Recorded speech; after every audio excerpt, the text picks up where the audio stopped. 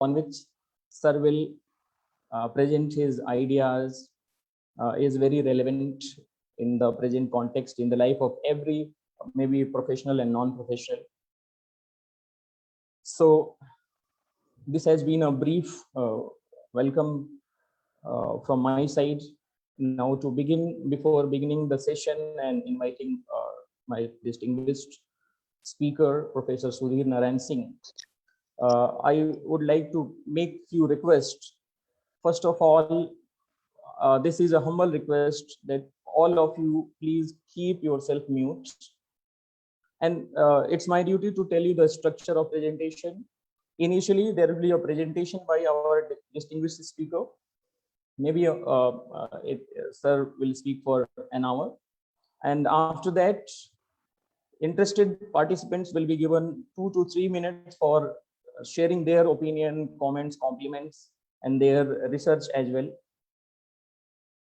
In between, when presentation of sir is going on, if you have any query, question, then you can drop it in the chat box, and definitely we will address it at the end of the session. Means once the discussion round gets over, your questions will be addressed. So this has been a kind of little structure under which this program will proceed ahead. So now at this juncture, I would like to introduce the eminent resource person for today's webinar, Dr. Sudhir Narayan Singh. Dr. Singh is an alma mater of BHU. Sir is a bilingual poet, editor, critic, and short story writer, and above all, a generous human being. Presently, Sir is rendering his services as an associate professor and head at the School of Humanities and Management Sciences Department at Madan Mohan Malviya University of Technology, Gorakhpur, Uttar Pradesh, India. Dr. Singh also offered his services to visually challenged students.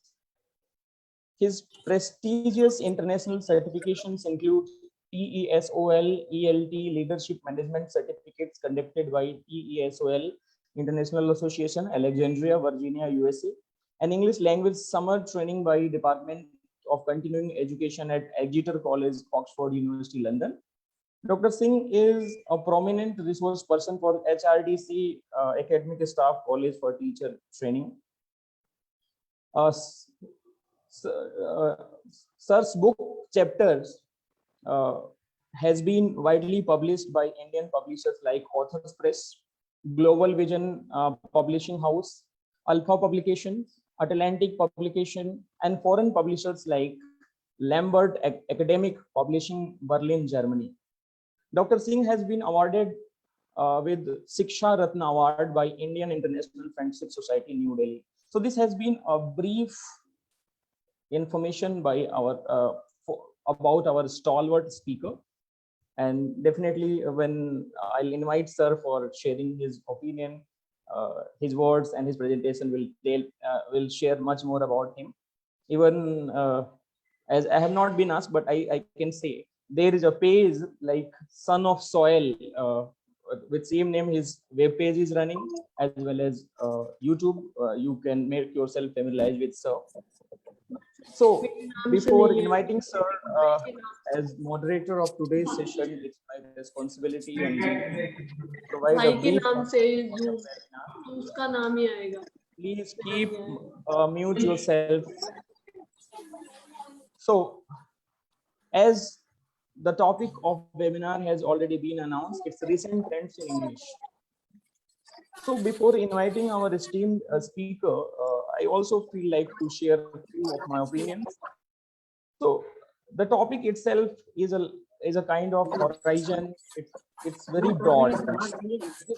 English includes English language, English literature, English communication, English culture, behavior, development, etc. So at present, in all these areas, there are so many recent trends. Means apart from existing things, there are so many new practices evolving and have already evolved. So a few observations I have, and I would like to present those observations. A shift from manual to digital was already in practice with an average pace in pre-COVID time. But post COVID now, its speed has boosted on n number of grounds. Like earlier, our students as well as we and our researchers used to access books. Now ebooks means earlier ebooks were also available, but ebooks are now frequently being used for research purpose or boosting the knowledge. Hard copy journal to soft copy journal like e-journals, e-magazines. Humanities, which is a vast area, but new trends in the similar name is digital humanities. Traditional manner of teaching learning has shifted to ICT based teaching learning. Web 2 platforms like social media, Facebook, Twitter, blog, LinkedIn, Insta, uh, and some source of teaching material like Prezi, SlideShare, and teaching modes like fib learning, blended learning. So these are some new practices in the field of English language, literature, communication, culture, behavior, and all. So keeping in mind these changing trends, I planned this, and I'm very thankful to the resource person of the day out of his busy schedule, because sir has a lot to do with his in his institution. But when I requested sir, and I remember it was 15th of September, the teacher day, and I expressed the desire, sir, I want you to share your findings and research on the topic recent trends in English. So I know, because I was privileged to have the blessing of sir. I worked under supervision of sir for a couple of years. So I know how busy sir is. So out of his busy schedule, sir uh, has means sir kept a promise and made a time, and definitely the time, that moment is coming true. So I am deeply thankful to sir for accepting the invitation and coming here to bless us with benign words. Hence, moving ahead, there is an urgent need to contemplate on the role of literature and language in the light of cross-cultural paradigms shift experienced all over the world because of pandemic COVID-19. In the view of these prevailing scenario, this one-day webinar on the topic recent trends in English aims to serve as a forum for eminent scholars and leading academicians from India and abroad to brainstorm these challenges, share their knowledge and experience, and generate empirical observation. So this is what I had to share.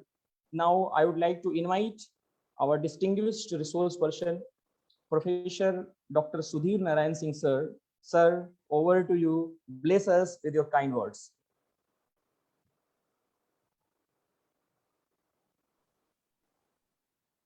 Am I audible? Hello. Sir, you are on. Sir, Yes, you sir, are you are audible. audible.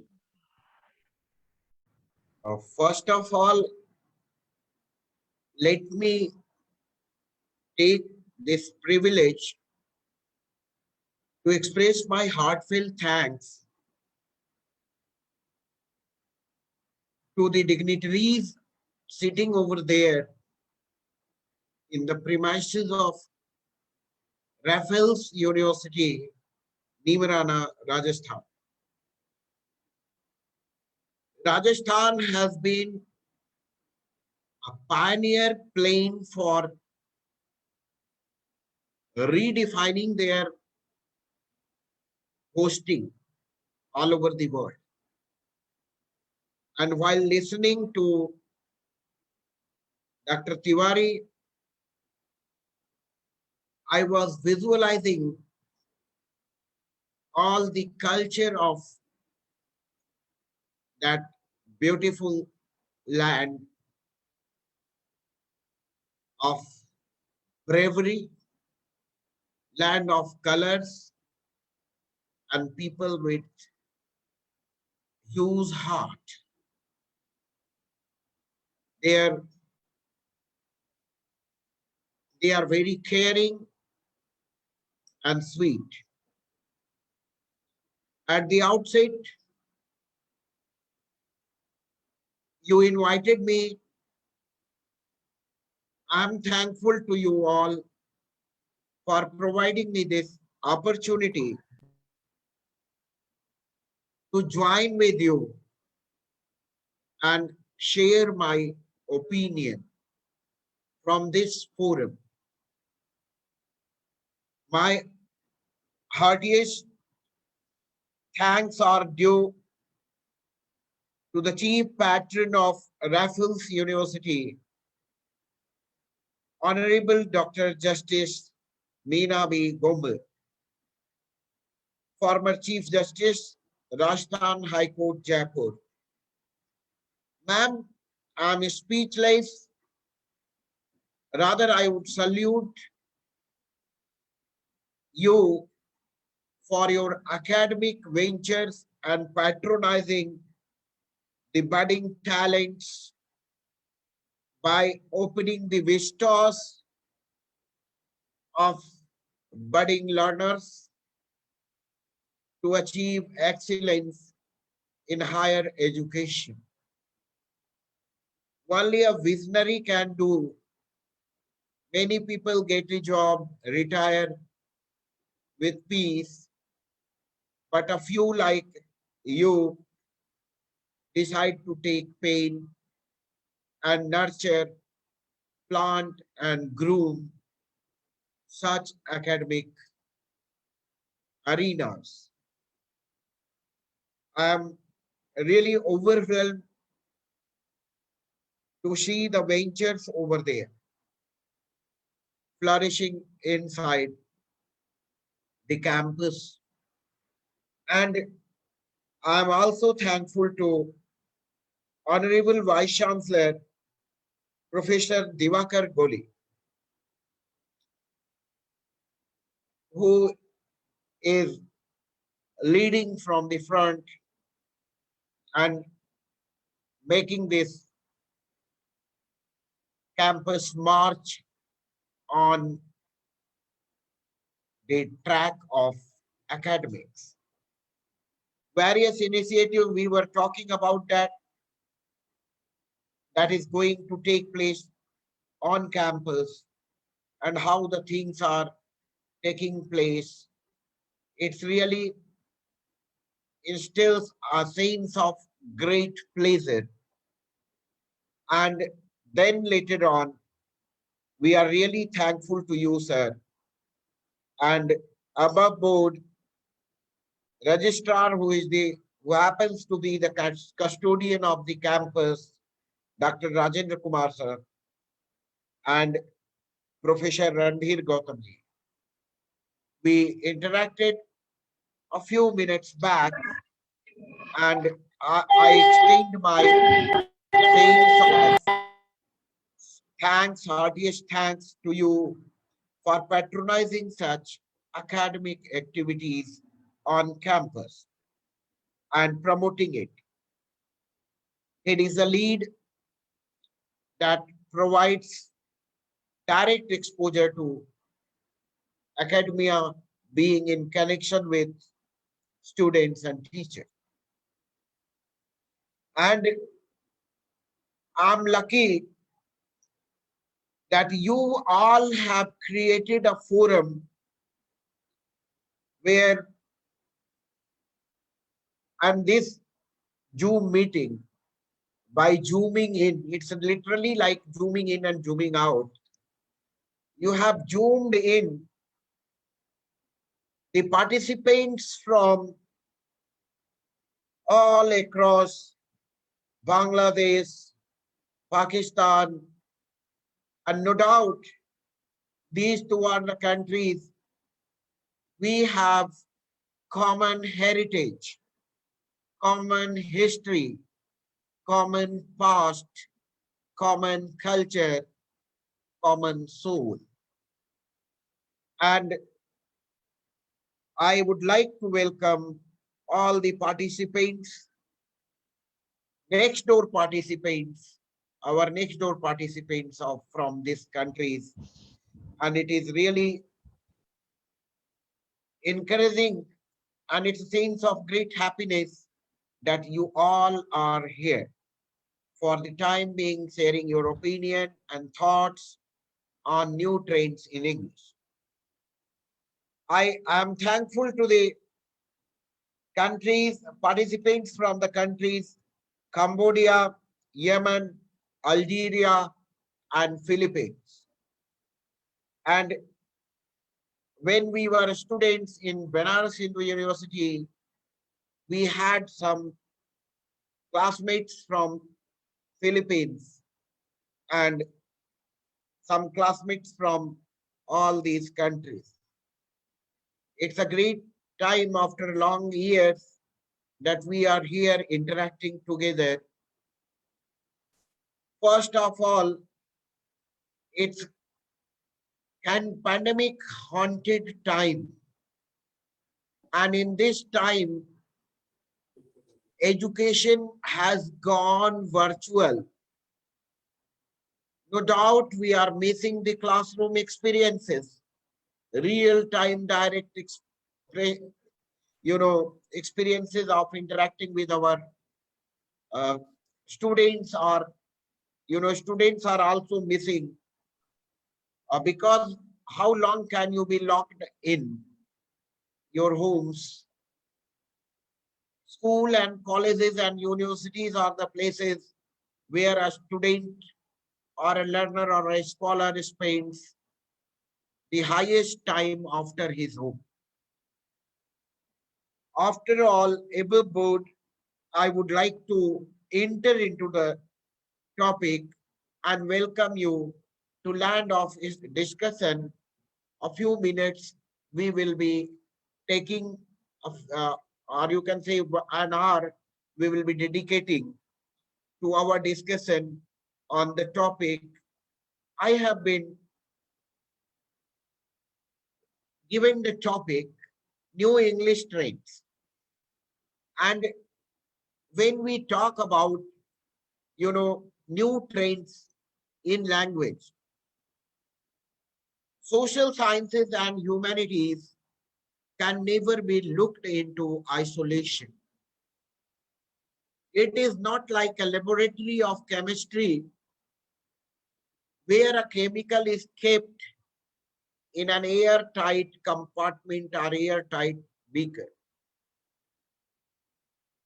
It is all fluid. When we look at feminist studies, feminist literary theory, it is more like a socio-economic concern. It's a part of sociology. It's a part of economics. It's a discussion of, microeconomics and a lot many things. It cannot be shut down, and at the same time, it's a matter of philosophy and it's a matter of literature. It's a matter of thought process and language. When I say before entering into English trends, language itself is a masculine construct. When we talk of all the root words, if I'm drawing your attention to, this affixation, prefixation, suffixation, and infixation, most of the root words are masculine in nature. What about the space for third gender? Very little words. In Hindi, you will not find more synonym for third gender or transgender people. So language itself being the masculine construct, we need to create a space for gender inclusive language, which in turn started the scope for gender fair language. So that's how we started looking at the language. If we look at the other theories, for example, Marxism, and language. So you can find that there is a clearly indicative language of power and indicative language of powerless. And in any country, I might talk to people of friends of Pakistan, Bangladesh, Philippines, Algeria, in any country, they might be able to easily draw a line of the language of power and the language of the powerless. And then you will realize that how these languages affect the domain of interaction. Language of military, language of police, language of, you can say literature, flowery language, and the kind of language we use in our day-to-day life. Even the language we use in our friend circle, close-knit peer groups is the different from the language that we use with our parents and with our relatives. So we can realize that whether it's a language or languages, then it coming, I am hitting upon the threshold of language, and gradually we will enter into the premises of English as a language. It's a journey that we have started from, wider domains of humanities and social sciences, and we are marching on and nearing towards the English language or literature, you can say. How does it affect? When we talk about again the black literature or language of black and white, power and powerless, African American literature, or you can say even inside America, that happens to be the strongest democracy on this earth. And you can analyze there also the language of power exchange amongst black and white, how it is being used differently. In 1960s, there used to be a slogan, white is right.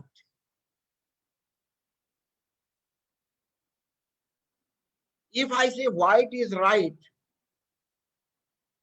discrimination itself is a term.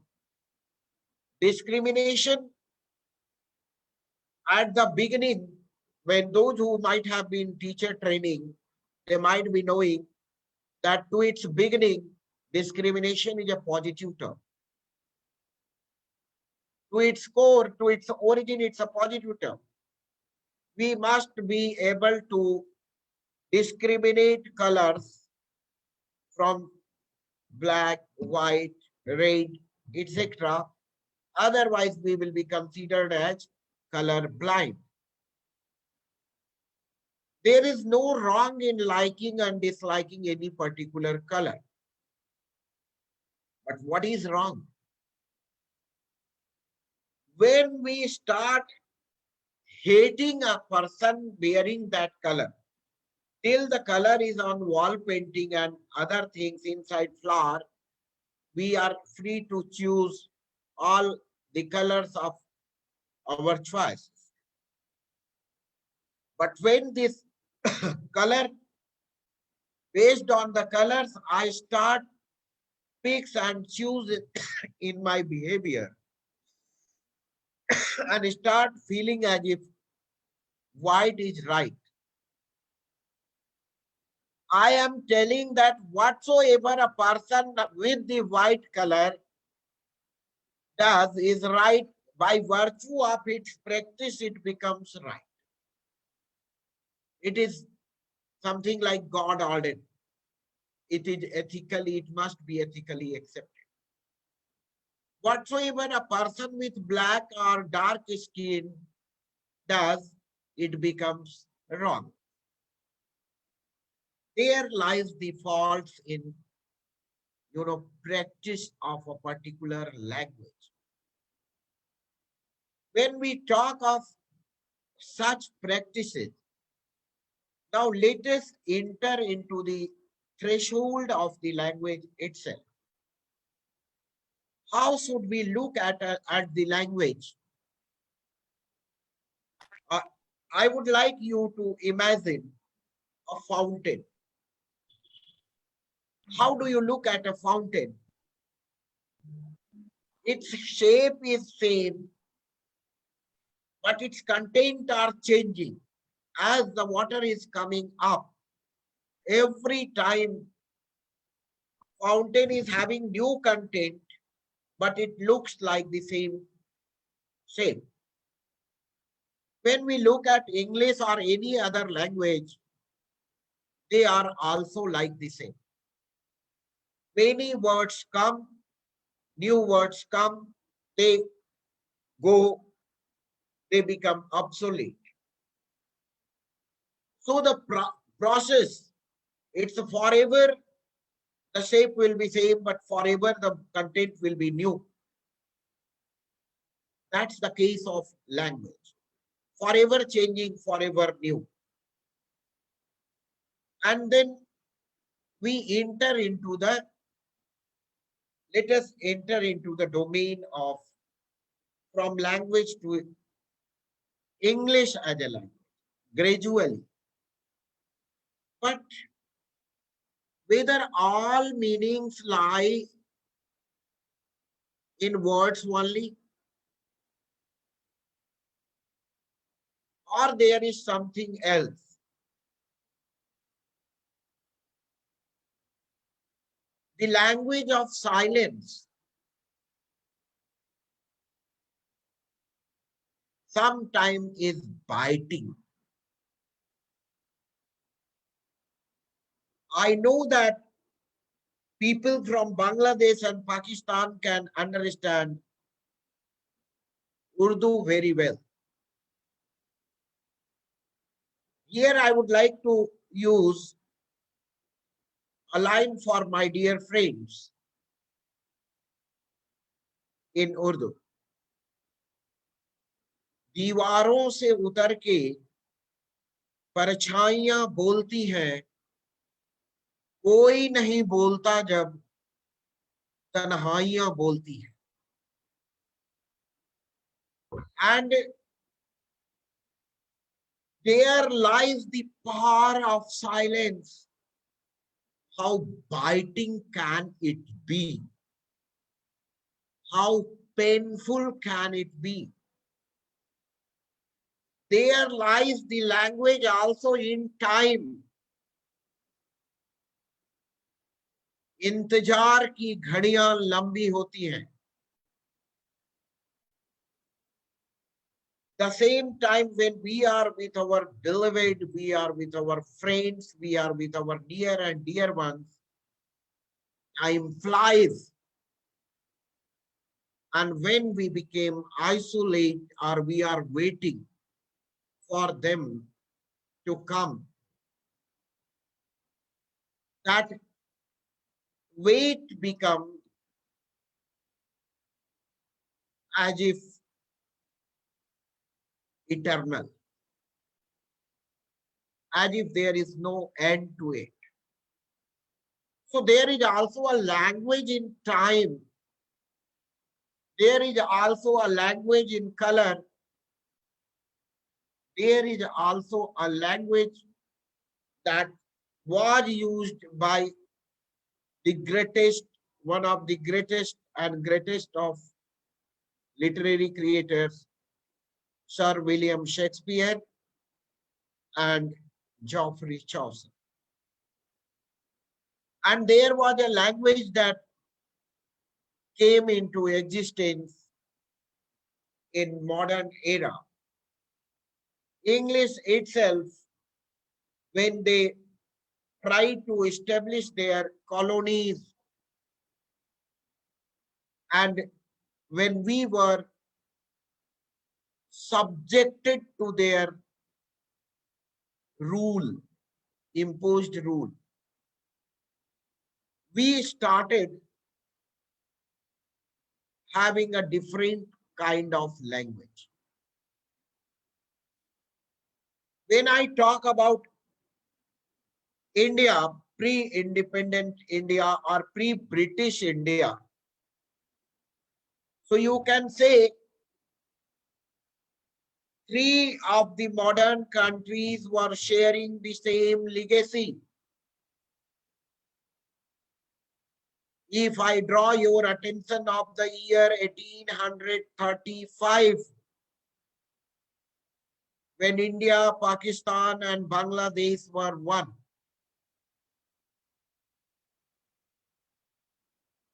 at that time a person visits India called Lord Macaulay. He wanted to introduce a different kind of language that was otherwise alien to all the people of Indian or all the people of India, Bangladesh and Pakistan at that time. And there were vested motives to introduce the English as a subject or English as the medium of language in this part of territories in these areas. And see, that vested motive we will discuss on what ground this was introduced. So Lord Macaulay said that I have traveled all across and north to east to west and north to south, but I couldn't locate even a single beggar and nearby railway station or any other places. He said people with such a big kind of self-respect, they cannot be subjected for the longer duration. So they said, even Macaulay in his minute, he writes that we need to create a group of people that will be Indians in color and complexion, but Britishers in taste and choices. So there was a vested motive, and what will they do? They will work as interpreters amongst us and millions. Again, the language of discrimination. Us, elite few. Here, us for them, for white. And millions, unidentified many. They will work as interpreter amongst us and millions. Millions will be working as subject for them, and they wanted to create a group of people. Those will be working as, for their vested motive. Now, there, if you have a vested interest, vested motive, definitely you are going to face problem. You are going to be subjected to certain unfavorable situation. Now, again, I would like to draw yourself a few steps back. What is language? We started from social science territory, humanities talk. Now we move towards language.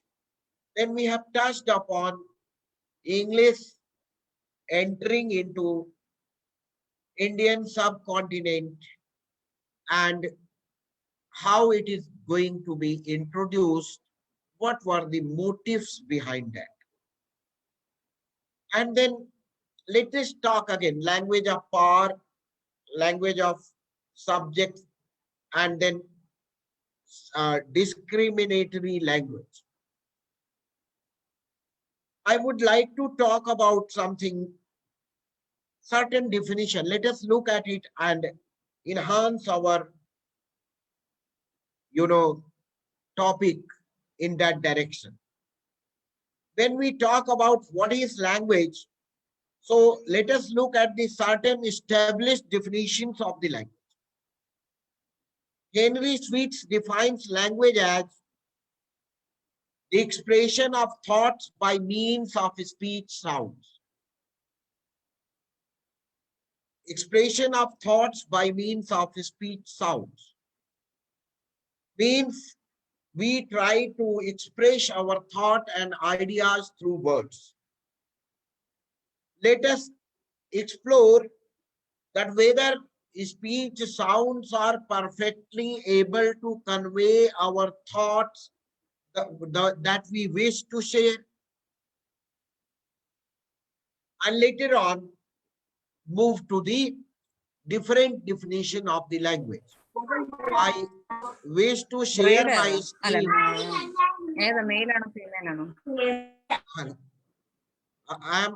I want to share my screen so You that can. I can Yes, show yes. you something.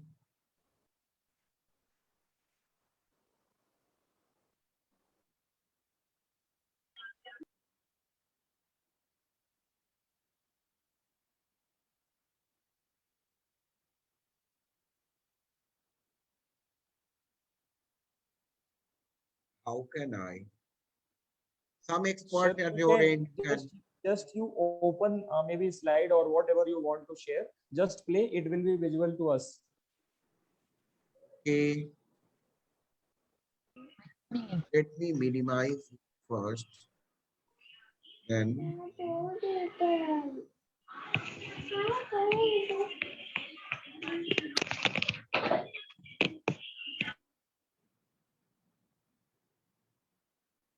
how can I exit full screen?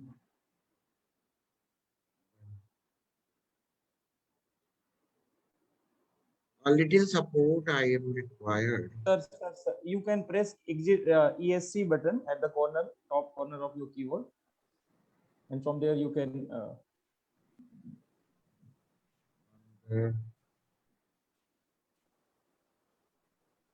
You can Left side, minimize. left side. Oh, wait on a the minute, wait a top. minute. I think I'm able to.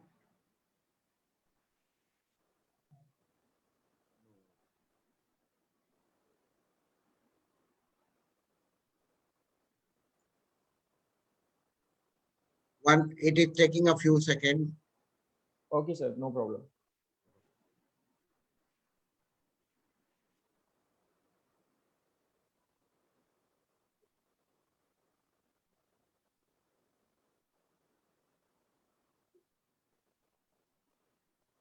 Just a few seconds.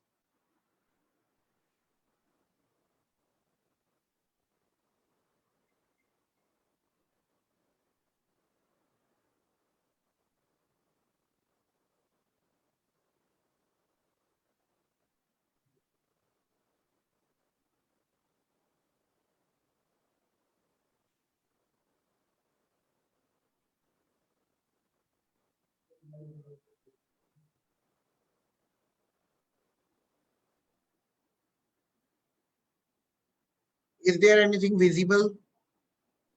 Yes, sir, it is visible. Sir, your slide is visible. Hello? Visible. Your slide is visible. You can make it full screen by pressing F5. It's okay. It's visible.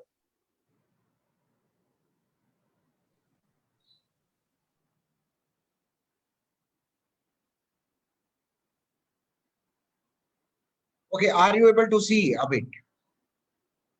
Something like non-verbal Sir, communication.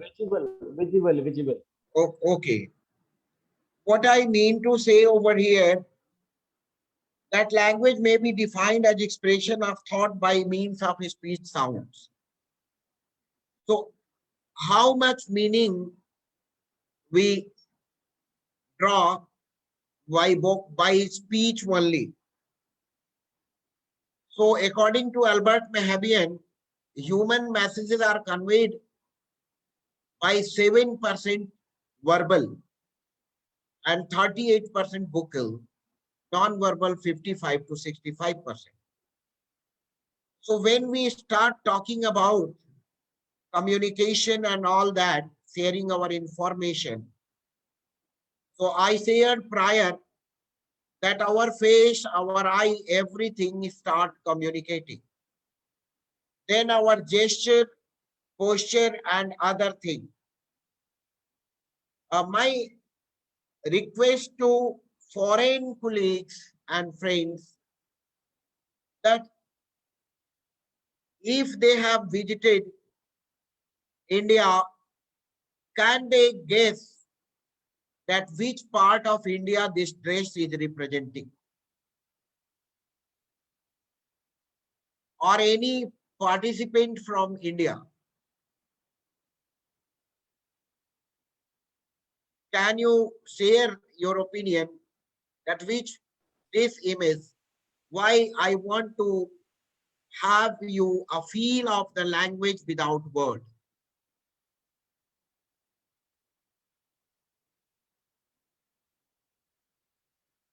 Okay, anyone from Rafael University?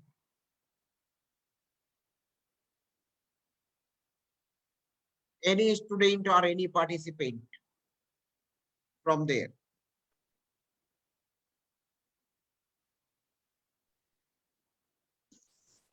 This Good afternoon, sir. undoubtedly, yes, This costume, I think this belongs from the Rajasthan side. This lady is wearing a Rajasthani lumba in her forehead and a nut. And this costume she's wearing is a Rajasthani bridal outfit. very, very good. Thank you so much, ma'am.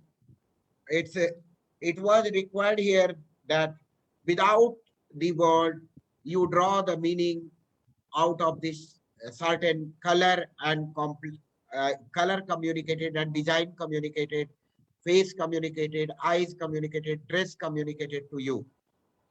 There Thank you, sir. sometimes language fails. So language, I wanted to discuss this image itself in the definition that as the expression of thought by means of speech sound. But this is one definition. We have talked about distance also, it matters. This is from this place, social distancing and unforgettable experiences of pandemic COVID-19 relates to. When we talk about the communication and meaning and message sharing, thoughts and ideas, like if the distance is from physical context to 1.5 feet, means people are having intimate relationship. If 1.5 feet to 4 feet, still they are having personal relationship. 4 feet to 12 feet, here lies the social distancing. Social distancing, this comes 2 गज की दूरी रखनी बहुत जरूरी, means maintaining distance, socially acceptable distance. Then there 12 feet to range of sight and hearing, there lies the public zone.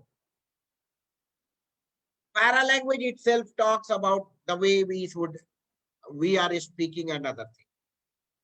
One more thing, when, let us say when we are exchanging the words, when we are engaged in lively conversation and seem to be engrossed in purely verbal communication, We remain ardent body watchers. We remain ardent body watcher. We start looking at the bodies of the other, and we are so lost that we are not even, you know, certain of it, aware of it. That's the another stage of communication. While talking on second definition of the language, language is a system of conventional spoken or written symbols by means of which human beings as member of a social group and participant in its culture communicate. The image tells a lot volumes about the, you know, cultural participation, shared culture.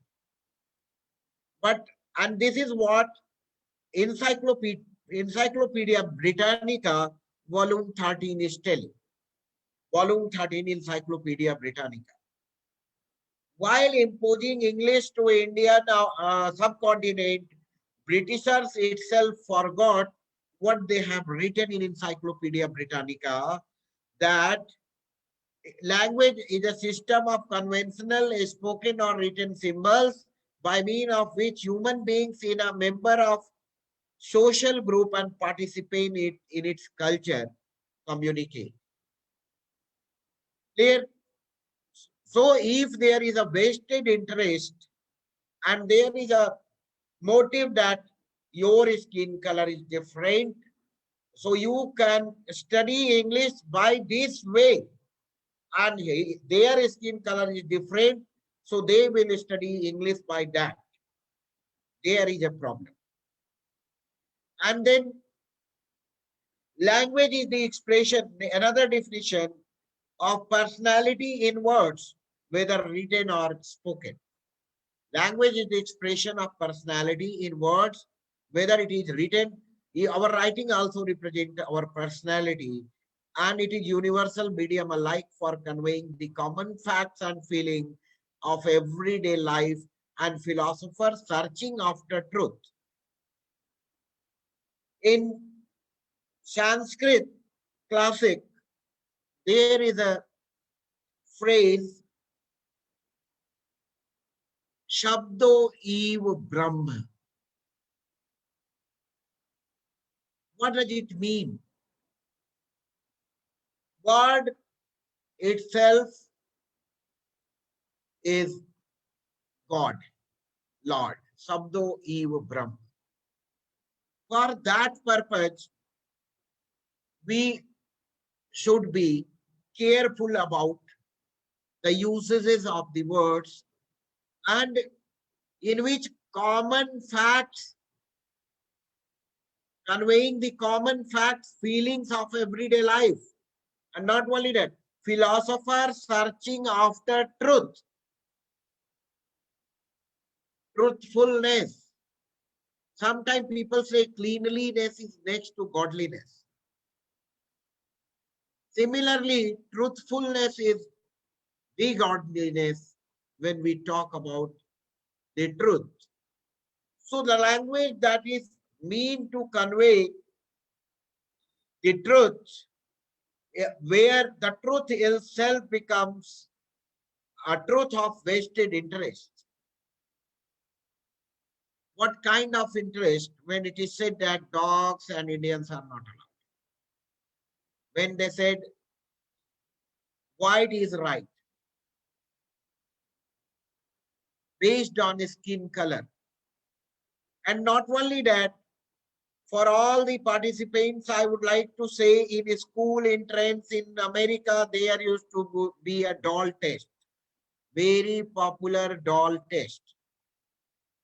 What is that? To a school going girl where a black girl wants to enter in the school. Imagine a 5-6 year girl with a dark skin.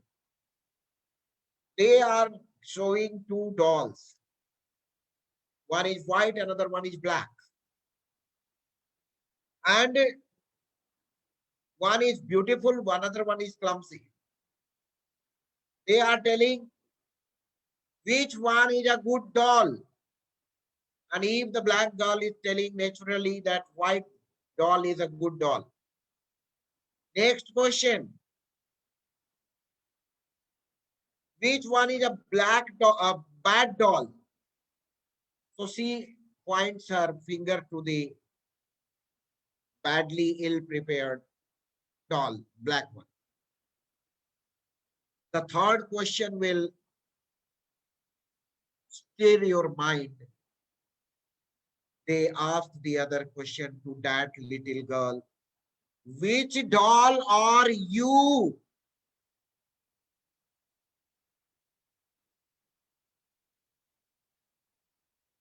And for that little girl, it's a shock.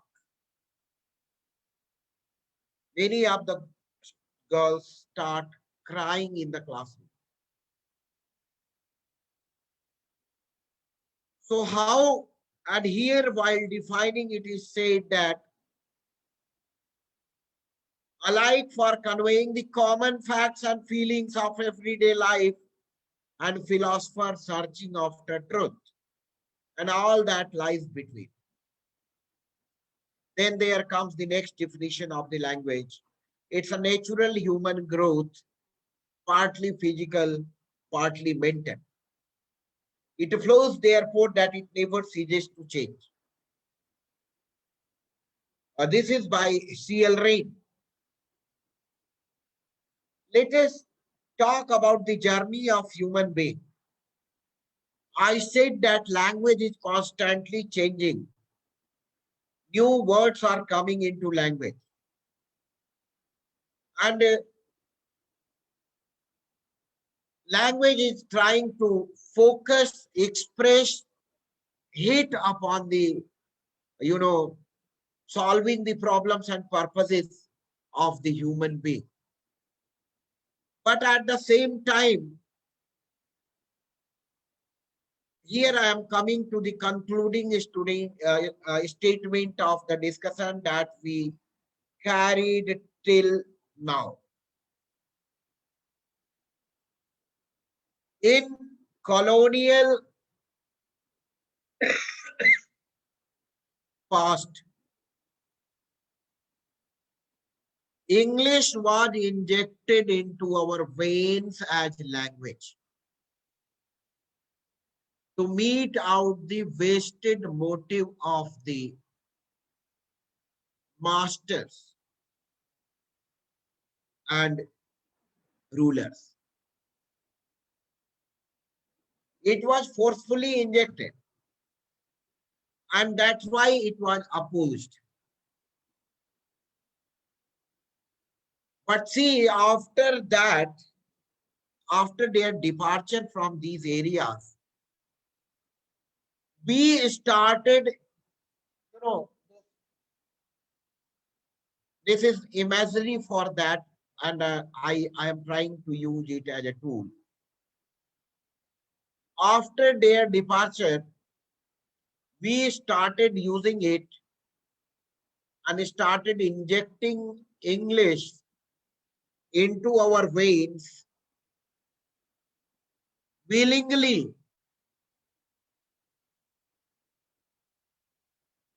In colonial past, the injection was given by them.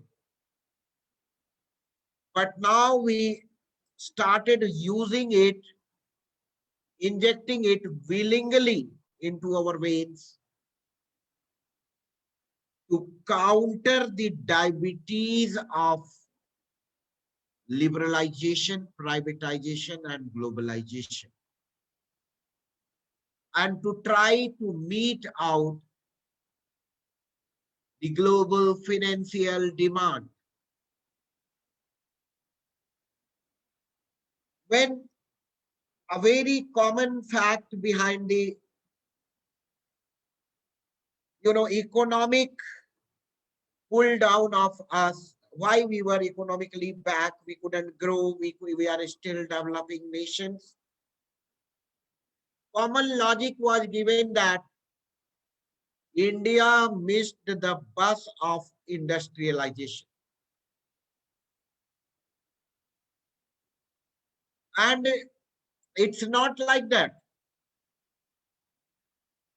A politician from India, Mr. Shashi Tharoor, said that we missed the bus of industrialization because we were thrown under the wheel of wheel of the bus of the industrialization.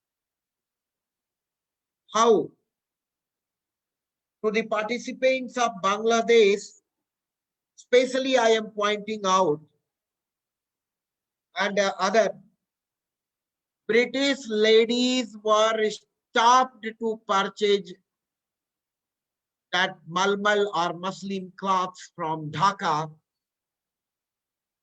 and there was a bill passed there in UK that they will not have direct marketing from them.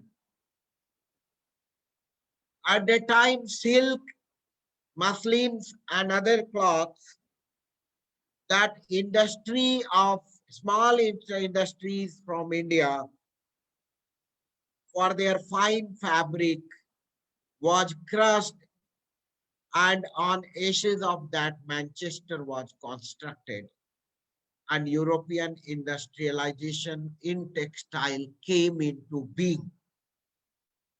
They were established on the ruins of silk, cotton and muslin prepared then India, but that was in Bangladesh and other places right now. So it was the language of power, and they wanted to inject us forcefully, inject into our veins forcefully.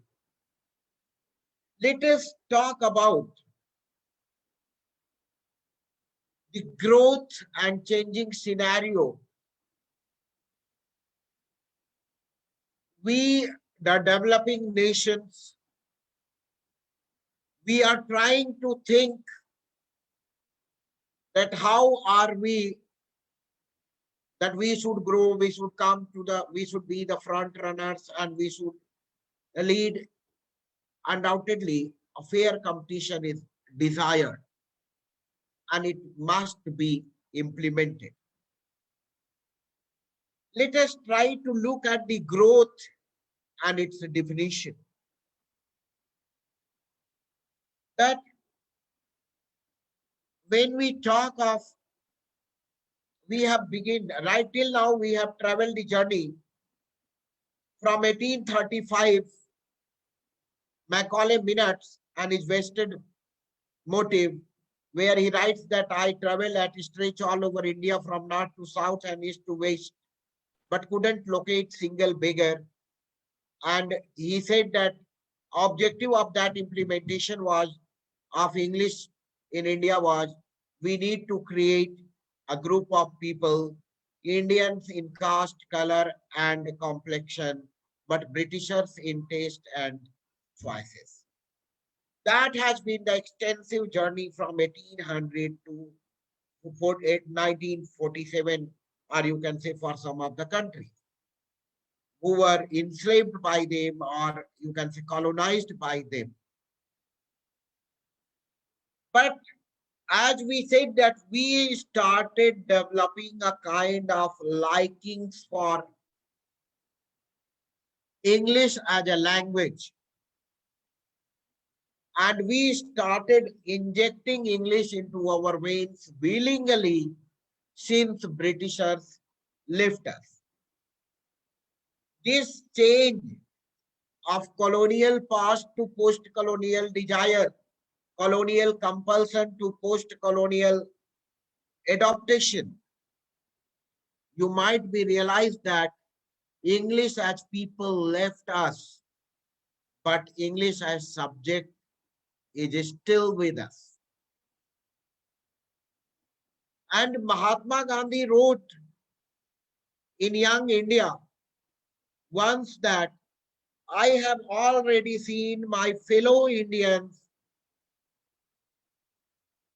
like their likings for English as a subject and English is being looked as a passport to marriage for girls.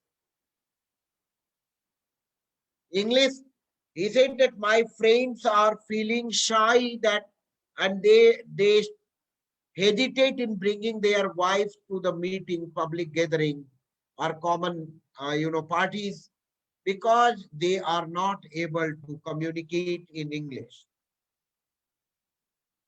So that kind of adaptation of English was there. And you can see the growth of English in post-colonial situation by the time they left us. Then that growth, there is a reason behind that growth. If you will see, I would like to quote Black American author who said, and how language is, I'm talking now about language and human growth. Black American author Imamu Amiri Baraka, Leroy Jones, he said that success means growth and growth means change. People fear change because it undermines their stability. So there is a paradox that we cannot also bear too much change. We need to, Baraka again, Leroy Jones again tells, no society is going to change itself. We need to force change. How can we force change? There are two methods of forcing the change. We can enable the people inside to bring the force from inside, inert force, or we can put the force from upper side. Here for your example, just see, I have something in my hand. Can anybody tell that are you able to see what I am showing you? Any participant? So this Anyone, is an please? egg. So this is Yeah. an egg. Yes. There are two methods of applying force on it. You can apply force on it externally, or the force may be applied internally. If you are applying force externally, or if we are applying force externally, we can break a life. But if the force is internal, a new life can begin. So force we need to decide that from where we are going to apply force. Is it external one or it is being internal one? Success means growth. Growth means change. People fear change because it undermines their stability. From where the force is applied, how we are willing to apply the force. Is it going to be the external one or it is going to be the internal one? If the force is internal, we will make a life. If the force is external, we will break a life. So we need to realize that what are the things and how the changes occur. And that was the basic difference of the growth of English as a language in colonial areas, colonial countries. In British era, Britishers were enriched, but in post-colonial era, English as a language is being enriched. That's what, to that conclusion, I wish to bring you. Then in that way, the language of business, English became the language of business, English for professional purposes. While introducing Dr. Tiwari, Devin Tiwari was telling that there are different kind of English. EFL, English as foreign language. ESL, English as second language. Then ELT, we are using language teaching methods, multiple methods. Then I said flowery language, military language. and peer group language and lingua franca. You might be realizing that in with the advent of ICT age, English became lingua franca and common language of all across the globe. Then there was a there was a factor that influencing mother tongue versus other tongue. And see, there was one more thing I wish to discuss. And that thing was the glorification of white color. Even Britishers left us. How mentally we were colonized. Literature coming like that in translation or in our native language means it became so fluid that it gel well with our own mother tongue. And one more thing I wish to add here, that languages cannot be, clearly classified, rather they will blend, they will gel when we come with the culture and contact of them. Something of us they will start liking, something of them we will start appreciating. And there comes the hybridity of the thought and hybridity in the language. The code mixing and code switching practices in India or in neighborhood became a very big thing. How is that code mixing and code switching came into practice? When you see about code mixing and code switching thing, even in industries it is glorified, like Dag the Fire, Chak the India, or Amul the Taste of India, and then Thanda matlab Coca-Cola. These code mixings are being utilized. And see, in colonial past, when they were using their vested interest, how were they trying to demean the linguistic terminology, the linguistic imposition of superiority? Like the word Maharaja means overlordship. And if you will look for it, its meaning in dictionary, Maharaja means an Indian prince. Then similarly, these things will be in practice and they were demeaned. Then when we talk about emerging English for professional purposes, and see the colonial mindset, जिसको उर्दू में कहते हैं जेहनी गुलामी, colonial mindset, where we were glorifying गोरे रंग का जमाना कभी होगा ना पुराना. White was being glorified. And then mixing of code mixing beautifully in the songs of from Indian soil, and not only here, it is gelling well with other countries. When we are talking about the, Dr. am I audible? Because I don't see myself.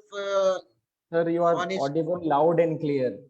Okay. Your Okay. video is visible clearly and your audio Okay, is okay. also good.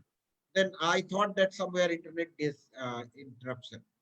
When we were talking about, how these English terms started gelling well in Indian literature, and maybe our folkloristics and folk culture. So I would like to tell you another example of code mixing, like how these terms are mixing together. हम तुम पे इतना dying जितना सी में पानी line, आकाश में पंछी flying Bhavara Galiyan mein gayi. What does it mean? Why it is so makes so well? And nowadays, for certain terminology, also, if your grammar is flexible, if your phonetics is flexible, definitely yeah, that language is going to be more flexible. This is the reason probably behind the growth of English, because they open their doors and welcome the terms from industry, from doors for foreign words, and they started assimilating, adopting. I would like to quote one line on democracy, the vox populi, vox dei. Then what is that? In our democracy, voice of people is the voice of God. Vox populi, voice of people, vox dei, deity. You can say vox dei. Voice of the people is the voice of the God. All these terms, all these phrases, though they are not from English origin, they may be from German, English, and other languages. They are entering into the, threshold of English. There, very recently, there a new term was added into English, fubber. Fubber means ignoring the person sitting before you for, for favoring your smartphone. If somebody is giving more weightage to phone and somebody is sitting before him, if he is ignoring that person in the favor of smartphones, means that he is a power. This is how new terms started coming and traveling from place to place. COVID-19 also came with a lot of new words in to be included into the dictionary of English. Sorry.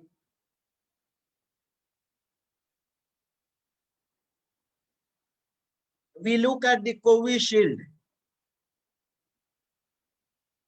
and COVID-19. Novel coronavirus spread in the December 2019. COVID-19. Then Covishield, Covaxin. A lot many things started coming, and they will definitely make their place into English dictionary. Then we need to look at the time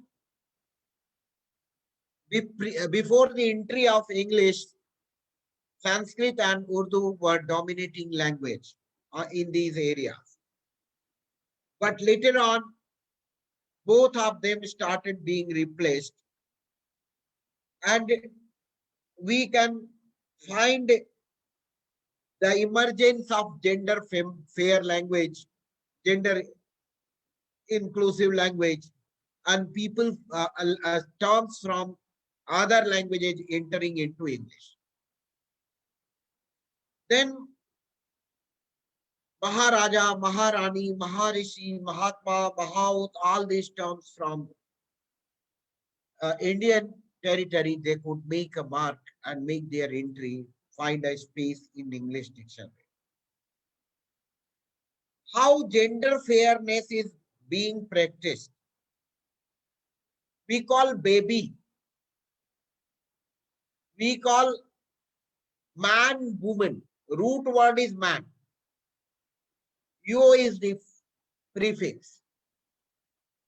So certain countries started telling that we are not going to use this man.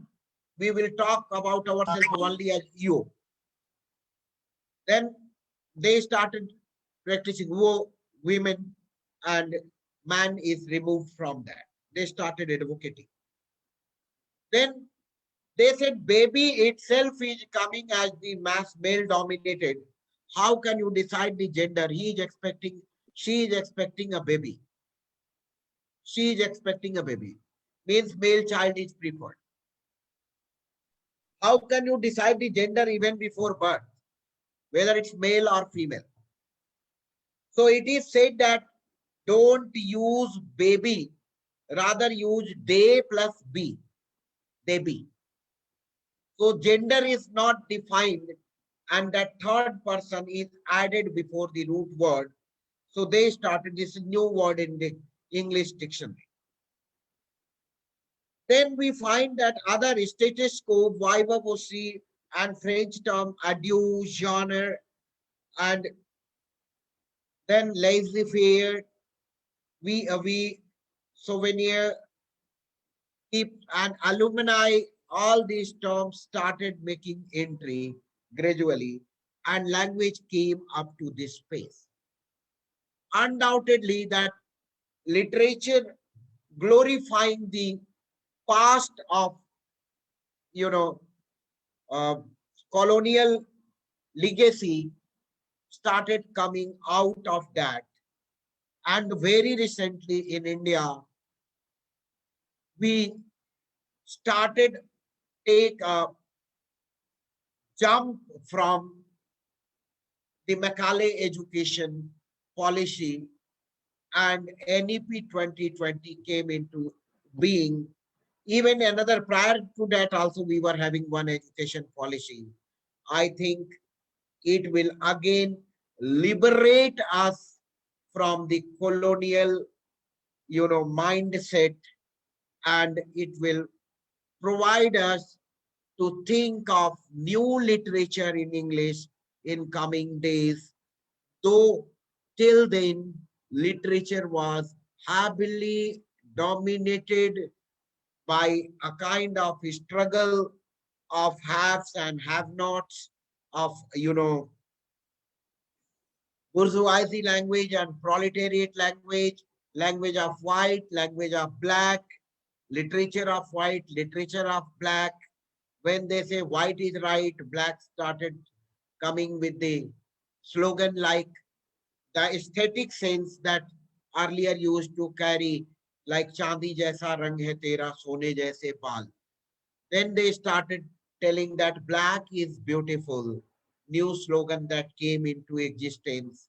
And finally, many new literary metaphors started cropping up, and where ICT and technology is also giving a great intervention into our lives, and literature is being more and more technical. Haiku is coming into practice, where 3 lines poetry, short stories, and the shorter literature form of literatures are coming, where SMS and net lingo is becoming a subject of more experimental in nature, and we can find imageries like the technological jargon. There is a term very recently I came across from a song in Indian territory, and that was experiment in Bhojpuri. Bhai Babuni. Bhai Babuni, before Bhai means BAE, it's an abbreviation, before anybody else. So we can find how these terms are,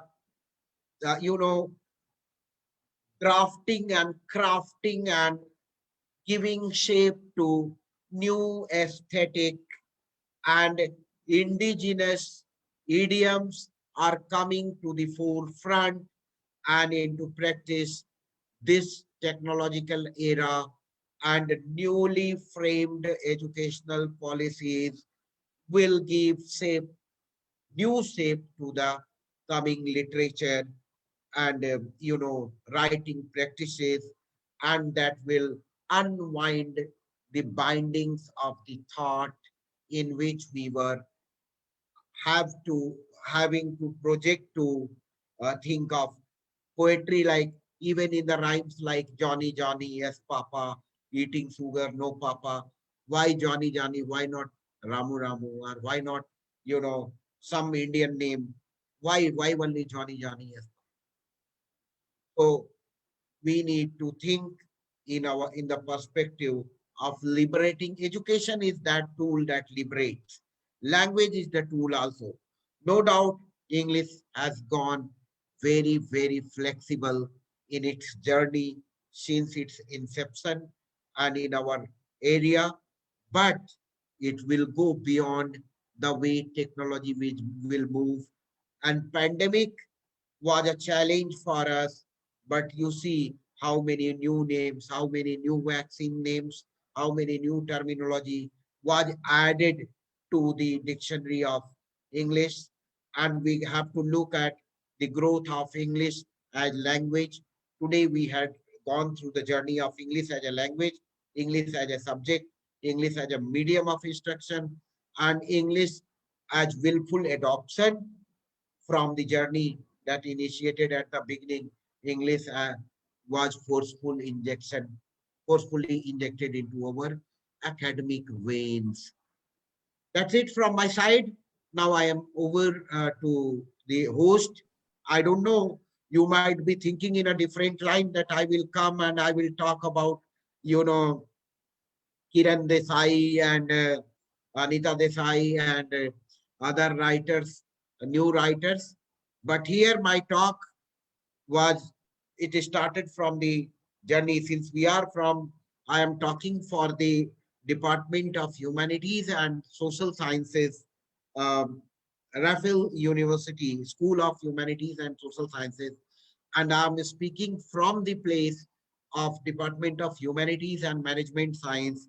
So in this terrain, I prefer that our talk should touch humanities subject, social science arena, and then coming to English as language, as literature, English MTI influences, and English for professional purposes, and pandemic and English to the last I touched upon. These has been my domain. Now over to the host, and I'm open for idea sharing and interaction with the participants. Sir, thank you so much. It was a wonderful session. So far as I could understood, it was full of information, and the way you started, you maintained the pace and concluded. Definitely, it is appreciable, and I hope my audience would have also enjoyed. So, as per our planning, the next thing is we have decided for the discussion, and from some of eminent participants as well as our HOD, Professor Randhir Gautam, has also planned to share some of his ideas. So first of all, among audience, if Dr. Parinit Jaggi ma'am is available, I invite you for a discussion.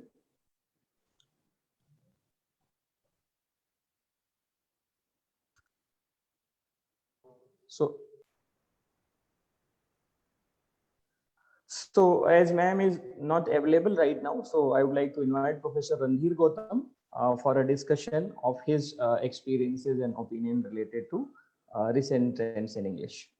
Sir, over to you. Yes, thank you. Thank you, Dr. Devendra. And it is really a great opportunity for me. And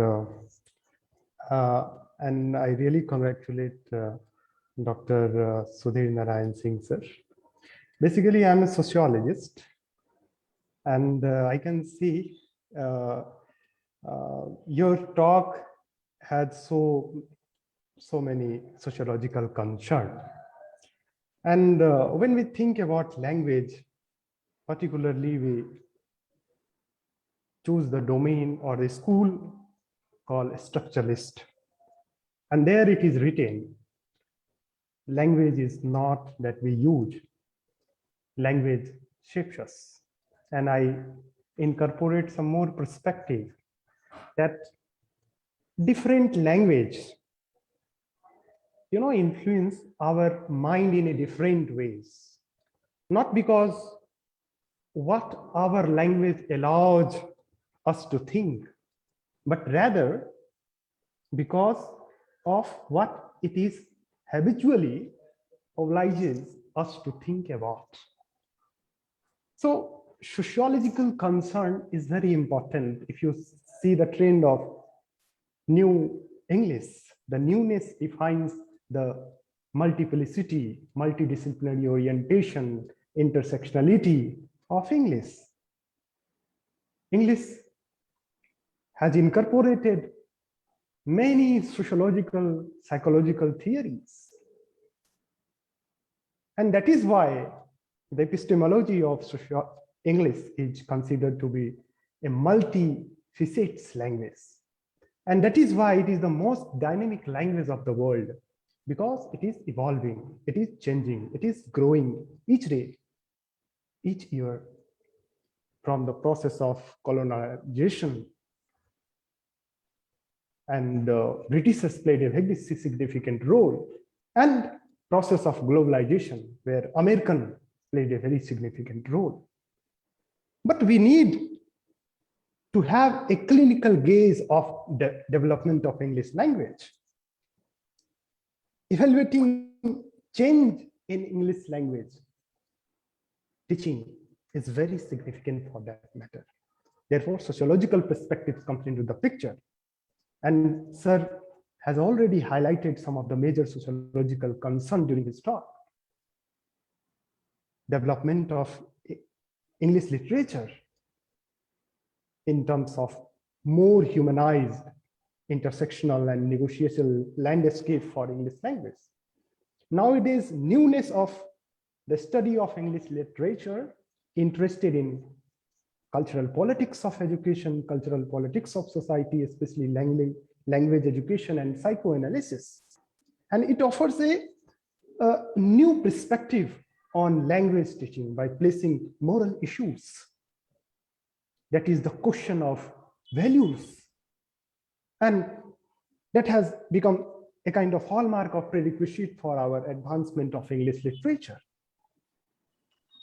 Envisioning language through postmodern concern, post-structural concern, gender lens, psychoanalytical lens, represent, an effort of destabilizing the so-called normal assumption. And in that sense, pandemic has also significant impact of challenging quote unquote normal thing. Nowadays, English literature has oriented towards a cultural oriented thing. It questions identity, it theorizes identity, it theorizes privilege, marginalization, inequality, intersection, so and so forth. And so nowadays, English literature has become more theory-laden and theory-driven.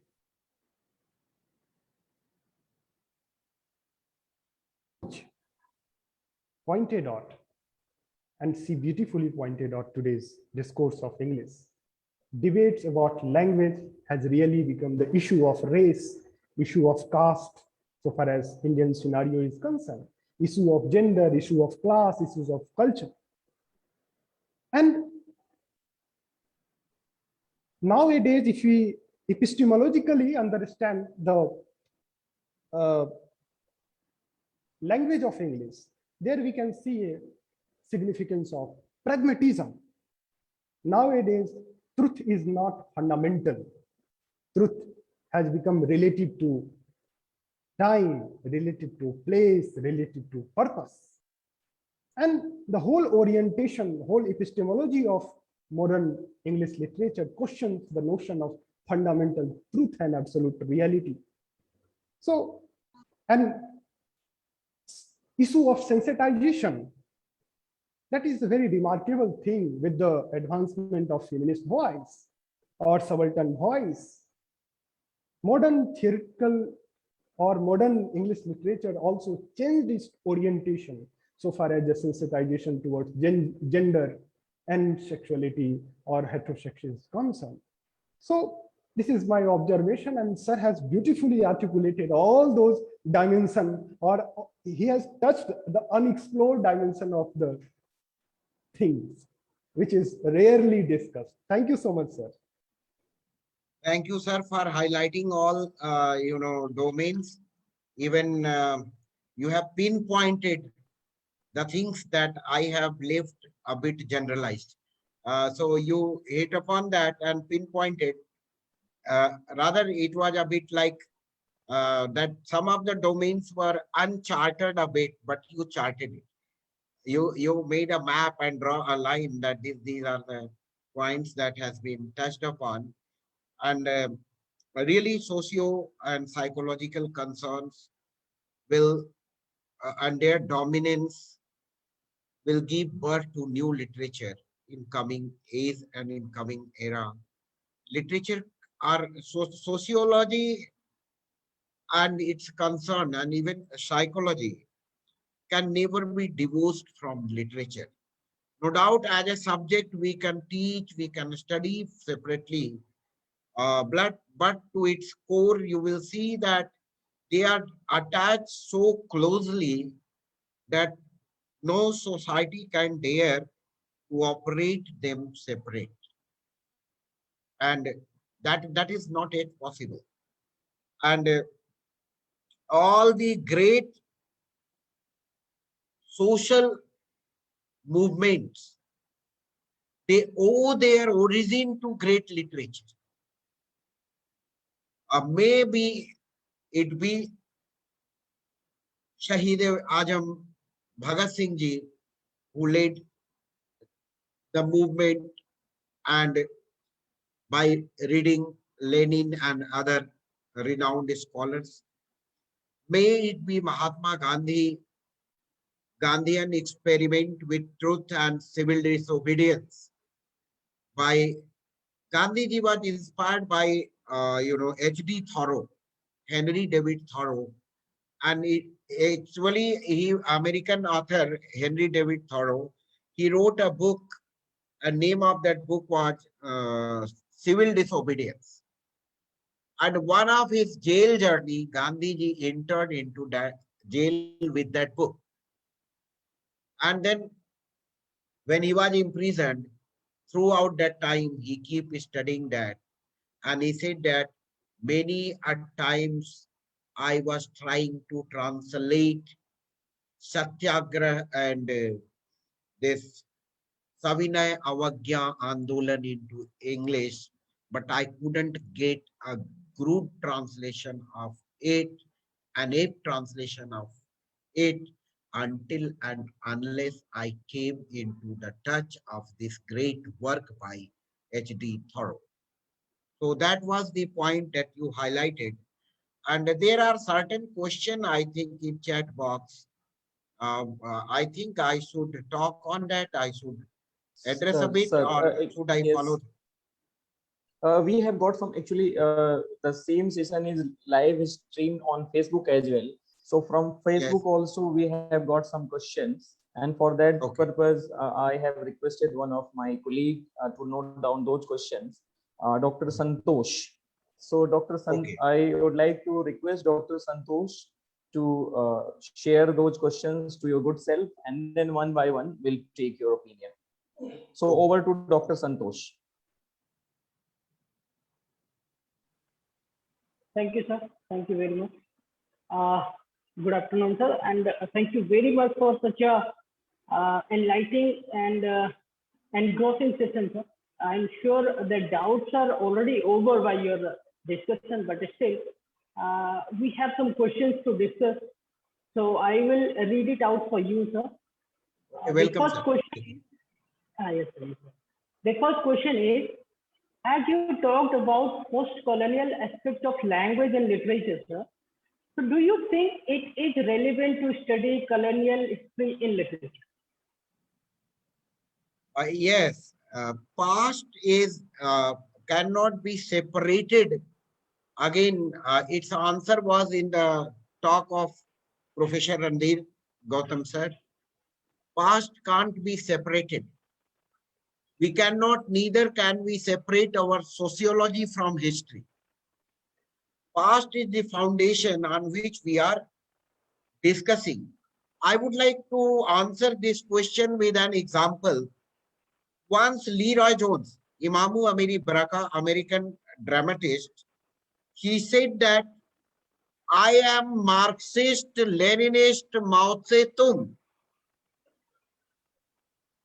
When he said that I am Marxist, Leninist, Mao Zedong, when I speak, I, as Dr. Sudhir Narayan Singh, I am not speaking. In my voice, my teachers, my parents, my friends, my peer group, all of them are getting voice, their instincts, their impacts, their training, my even in my mistakes, in my life, everything is being voiced. Everything. So that way, colonial, it is not like that. See, in our life, real life, if we are going through bad days, then what happened? That even if we are coming out of that, we are getting good days, we still remember lessons that we learned from our past, and we, that memory keep hanging it there. No memory can be cut out from our experiences. It will be in our memory. And like there is a line, जो घनी भूत पीड़ा थी मस्तक में स्मृति सी छाई, दुर्दिन में वो आज बरसने आंसू बनकर आई. So that painful memory will keep hampering and keep influencing our behavior. Like, see, there are certain people who suffered a lot in their life. By suffering, what happened? They became very humble. Ashoka became great, and he adopted Buddhism. The credit goes to the, Kalinga War. So we cannot separate the post-war Ashoka and pre-war Ashoka, because the history of that Kalinga War is the reason behind that peaceful Ashoka in the shelter of Buddhism and telling Buddham Sharanam Gacchami, Sangham Sharanam Gacchami, and talking about all that non-violence and peace. Because the past is responsible for it. So that way, without colonial practice, as I said that we injected into our vein, we injected it, it was injected forcefully. In colonial, there is a difference.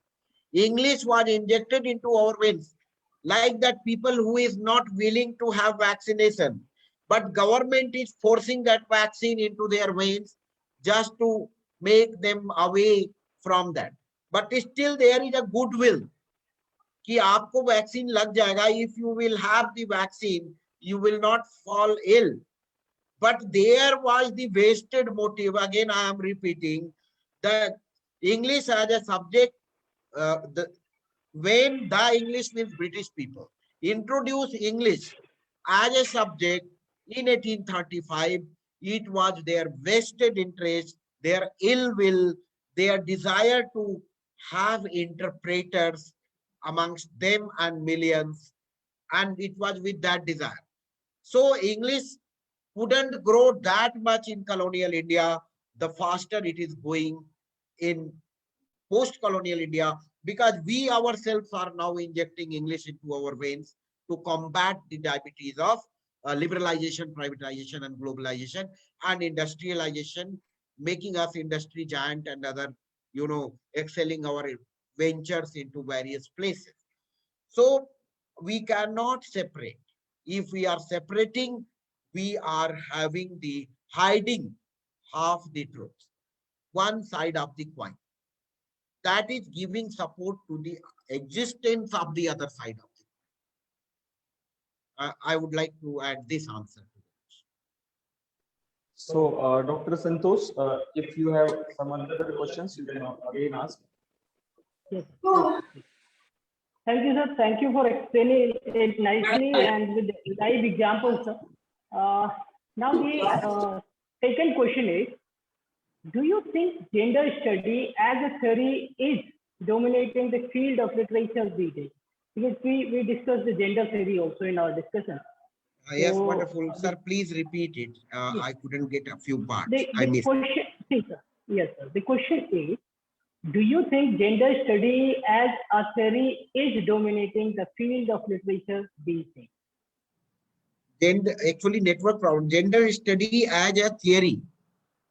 As a theory is dominating the field of literature these days.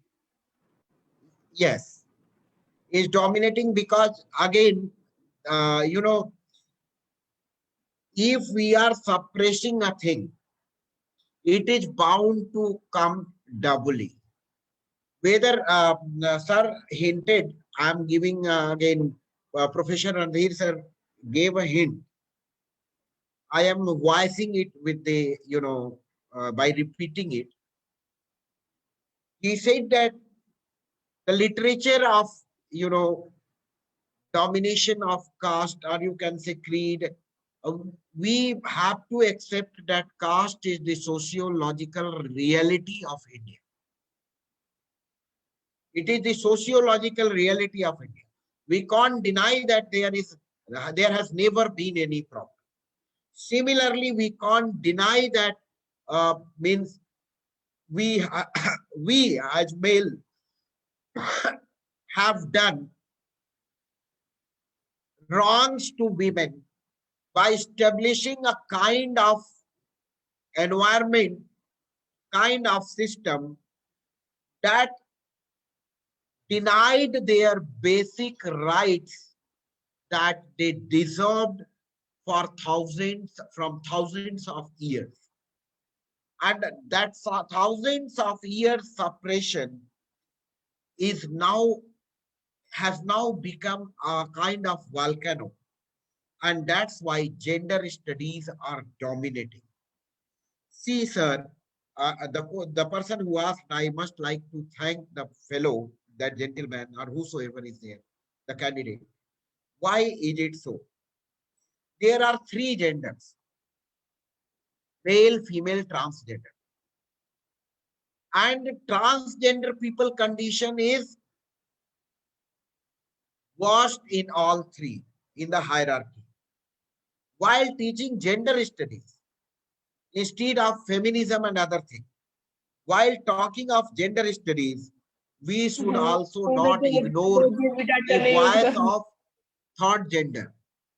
Yes, they should also be given their right, and as they are, you know, marginalized like anything, even in their inside the language, their representation is very, very thin. And women, for them, you know, they will get their rights that way, and that sociological movement will continue. And in literature, gender studies is dominating today because of 1,000 years of wrong domination.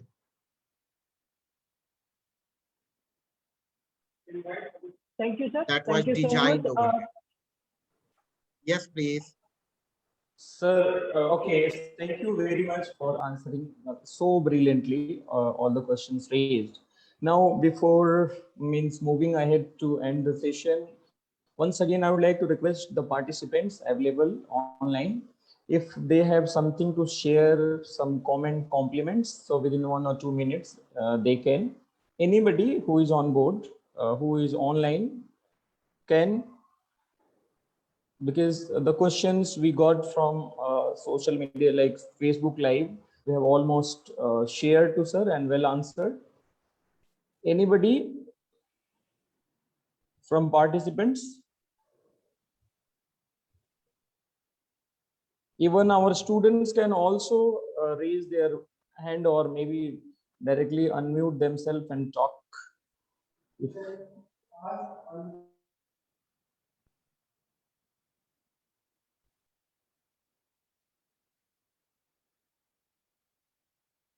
Okay, so that's fine. The session was full of information and well presented, well answered, well discussed, and really that is what I wanted, and sir did it. And moving ahead, just to the end of the session, to the conclusive part of the session, I would like to invite Professor Randhir Gautam sir as the head of the department to extend a vote of thanks to the session. Sir, over to you.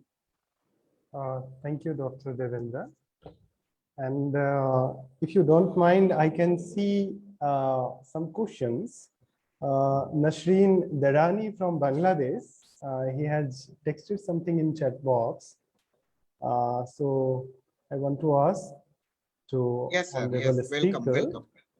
Sir, he is saying our obstacle of learning English related to our manner of learning and teaching, certainly using rote learning rather than deep learning in grammar and pronunciation. So he just something related to pedagogy of learning. Wonderful, sir. So far as I think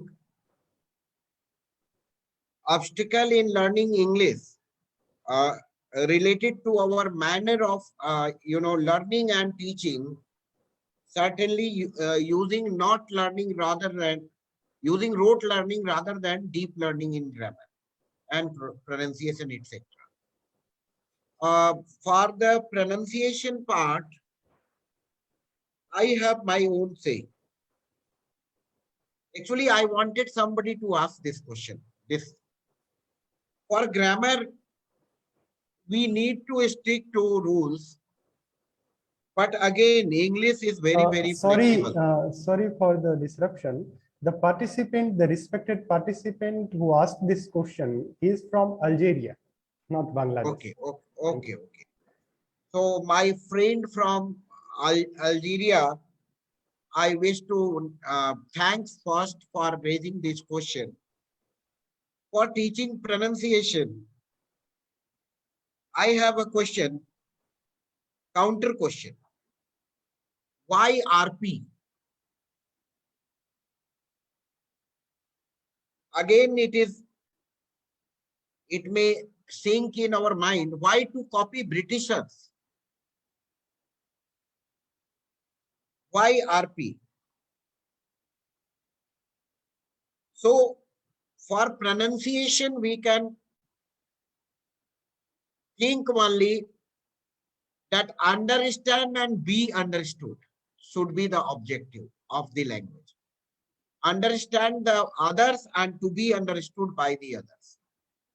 For that purpose, because we cannot remove MTI, minimize 100% MTI. Mother tongue influence is there, it was there, and it will be there. So being copycat will never be going to give us permanent solution. Then there comes IPA. So IPA is a bit acceptable because somewhere it is talking about uniformity of language. But in RP, we are following them. We are following Britishers and we are trying to be only blind follower. And the good thing is that I wish to add over here, sir, in 2018, I visited Oxford University of Oxford, UK, and there for having some training in language. And what did I notice there? That they are also now changing. They are changing like anything. They are adopting our style of speaking as well. As I said that there is no airtight compartmentalization. This globalization has opened a door for them also to change their tone a bit as it is being accepted by the other part of the country. And so there is an openness, but for grammar, I think that memory plays a great role. for being, but again, when we literature, I'm talking about learning English language, mastering language. For grammar part, memory plays a great role. But for mastering literature, which is an emotional part, learning by rote will not work. Somewhere वो कहते हैं कि चेतना का सहृदय होना means you need your heart and your humanistic approach and your humane approach plays a bigger role, and the kind of the way we are able to empathize with the rest of the with the pain of the others, we are able to uh, make our make ourselves better creator, better poet, and other things. But for for language part, again I say that pronunciation should not be followed, and even Britishers are now changing. They are they are being influenced by us as well. We are also influencing them, vice versa. Now both sides, their English is also changing. And rather you can say that Indian people are following and they are using some forums, better English than Britishers. There was an award uh, given to All India Radio and for speaking the English closest to RP. And in that competition, even BBC person was there to participate.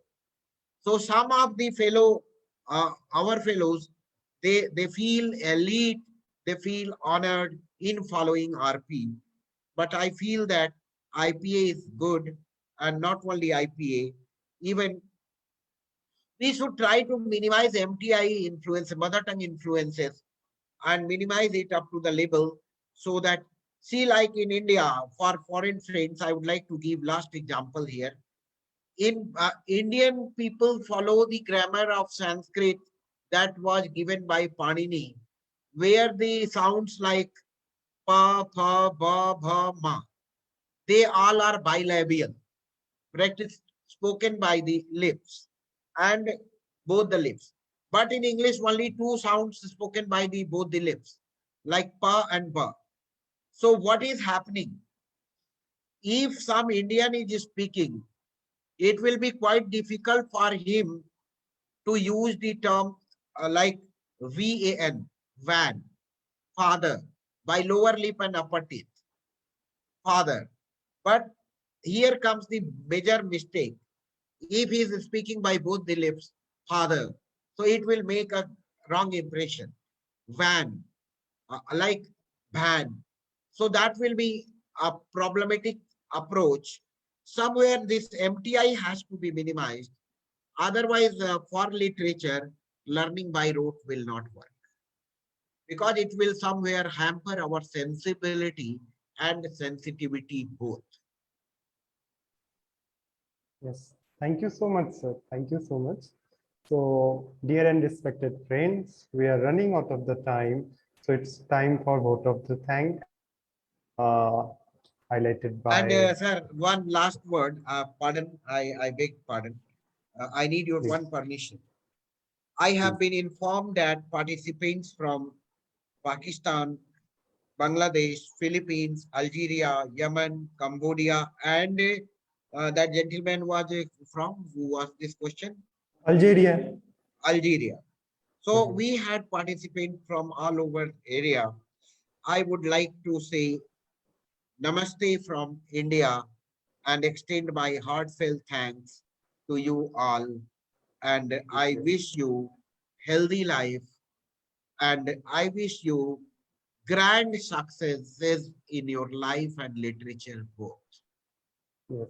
For Thank to you so all much. the participants, to all from my dear India, all the states of India, people from there, and I'm thankful to University, Raffles University, and I'm thankful to Chief Patron, Honorable Dr.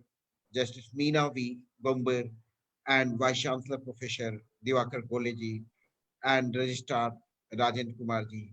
My heartiest thanks that you thought me worthy enough to be associated with your name and share my thought from your forum. Thanks for the invitation. Thanks a lot.